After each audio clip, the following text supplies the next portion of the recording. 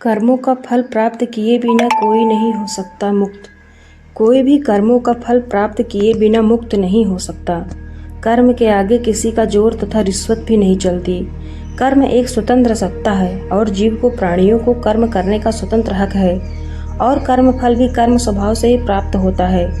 यह बात जैन सभा पुराना हाउसिंग बोर्ड प्रवचन गृह सभा में धर्म प्रेमियों को संबोधित करते हुए जैन संत अनुपम महाराज जी ने कहा।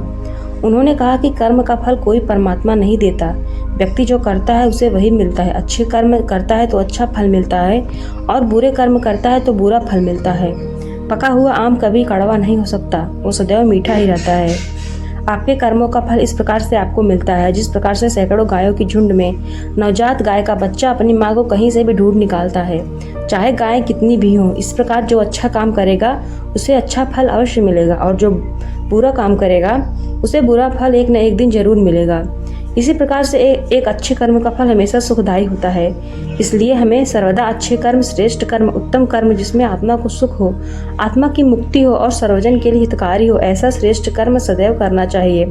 प्रभु महावीर इस संदर्भ में कहते हैं कि आत्मा स्वयं कार्य करता है, स्वयं भोक्ता है, आत्मा स्वयं मित्र है और स्वयं शत्रु है। इस बात का कर्म योगी श्री कृष्ण कहते हैं कि कर्म करते जाओ, फल की इच्छा मत करो।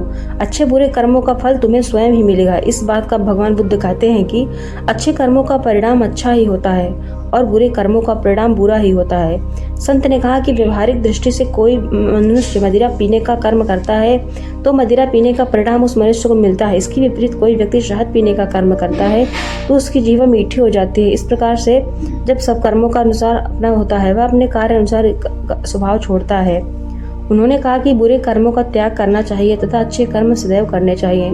अच्छे कर्म करने पर भी अभिमान नहीं रखना चाहिए। उन्होंने कहा कि निरपेक्ष भाव से अच्छे श्रेष्ठ कर्म सदैव करने पर परमात्मा की प्राप्ति होती है। श्री कृष्ण।